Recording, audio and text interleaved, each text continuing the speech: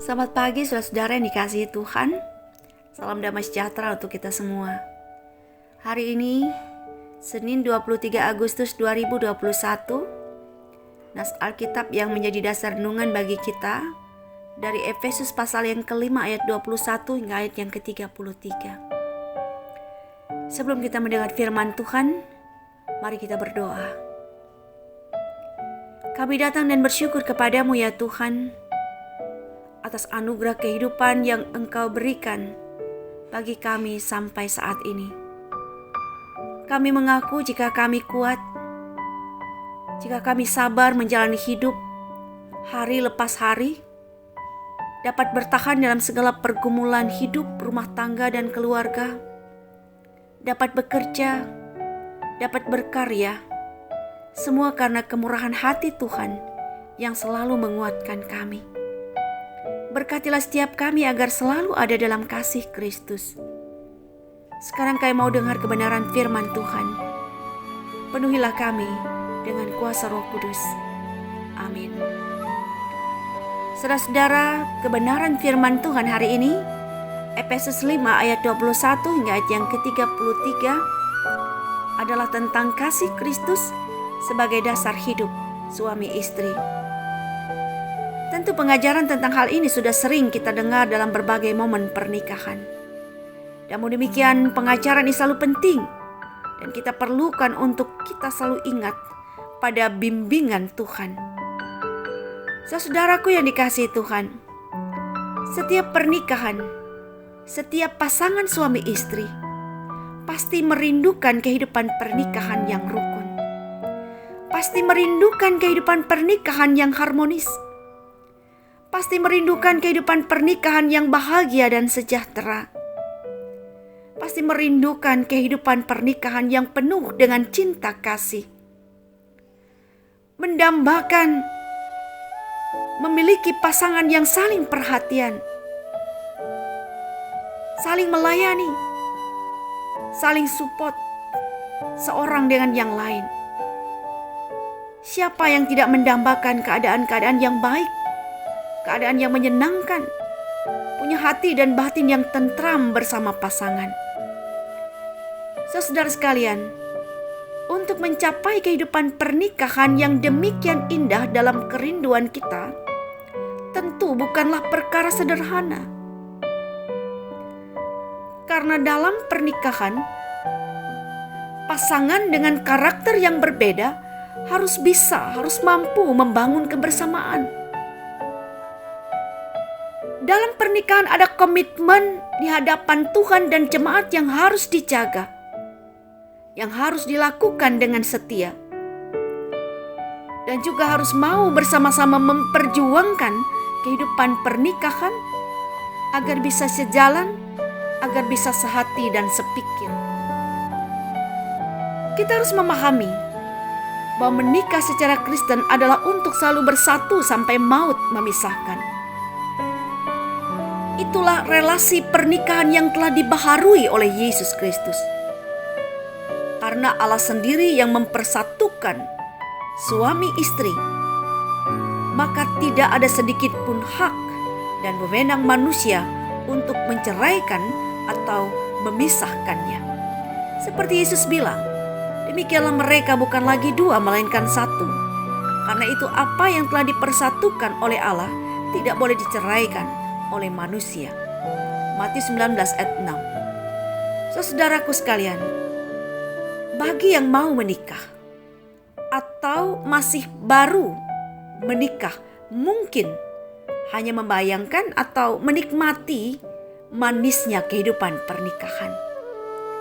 Tetapi bagi kita yang sudah lama menikah, lama bersama pasangan menjalani hidup berumah tangga, tahu rasanya baik manis dan pahitnya kehidupan pernikahan itu. Ada banyak yang bertahan, namun ada banyak juga yang gagal. Ada banyak yang mengalami pemulihan oleh karena berbagai persoalan berat dalam hidup pernikahannya, namun ada banyak juga yang tak dapat dipulihkan. Kebenaran firman Tuhan hari ini memberi petunjuk agar setiap pasangan dapat mengalami kemenangan. agar setiap pernikahan menjadi kuat sekali. Firman Tuhan katakan, rendahkanlah dirimu seorang kepada yang lain di dalam takut akan Kristus. Ayat yang ke-21. Di sini kita benar-benar harus melepaskan ego kita dan tidak menempatkan superioritas kita dalam rumah tangga, melainkan menempatkan Kristus sebagai pemimpin utama bagi tiap kehidupan pernikahan. Selanjutnya, mau hidup dalam ketundukan, kasih, dan pengorbanan. Karena hubungan suami dan istri adalah gambaran hubungan jemaat dengan Tuhan. Istri tunduk kepada suami seperti ketundukan jemaat kepada Kristus. Itu yang tertulis dalam bagian nas kita di ayat yang ke-22 hingga ayat yang ke-24. Lalu kasih suami kepada istrinya sama seperti kasih Kristus yang mengorbankan diri bagi jemaat. Ayat yang ke-25. Juga di ayat selanjutnya Tuhan menghendaki agar suami dan istri menjaga kekudusan pernikahannya. Berikutnya adalah setiap orang harus mengasihi pasangannya seperti dia mengasihi dirinya sendiri. Sebab dikatakan, tidak pernah orang membenci tubuhnya sendiri, tetapi mengasuhnya dan merawatinya, sama seperti cara Kristus mengasihi jemaat. Dan kita diingatkan bahwa kita adalah anggota tubuh Kristus.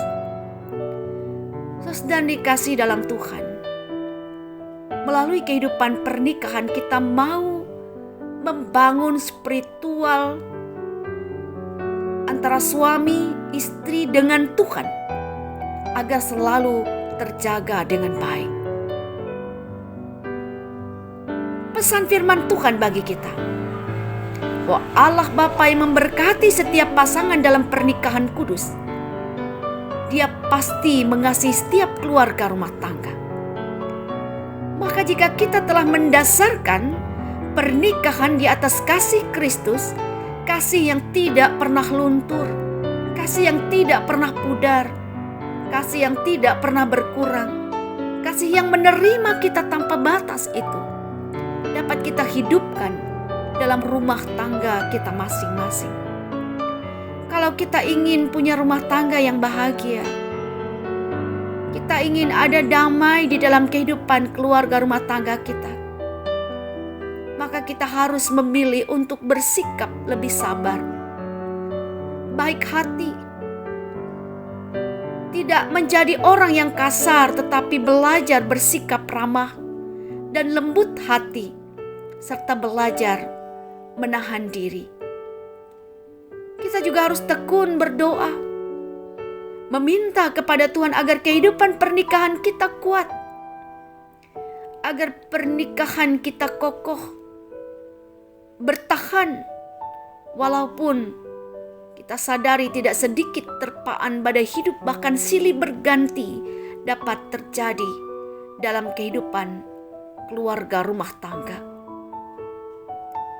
Doa saya, Tuhan Yesus kiranya memberkati setiap pasangan suami istri agar selalu taat kepada Tuhan, setia beribadah kepada Tuhan, agar setiap pasangan suami istri selalu setia seorang kepada yang lain, agar ada keharmonisan dalam tiap-tiap rumah tangga. Biarlah hati dan cinta tiap-tiap suami pun hanya untuk istrinya. Begitu juga hati dan cinta setiap istri hanya untuk suaminya. Dan suami istri juga mau bersama-sama menjadi ayah ibu yang mencintai dan mengasihi anak-anaknya. Tuhan menolong agar Bapak Ibu Saudara merasa bersyukur dan merasa puas dengan keluarga masing-masing. Yakinlah Bapak Ibu Saudara bahwa Tuhan pasti akan campur tangan dalam kehidupan kita bila kita sungguh-sungguh mau hidup dalam kebenaran yang diperintahkannya. Kiranya firman Tuhan hari ini senantiasa menolong dan menguatkan kita semua. Firman Tuhan memberkati kita.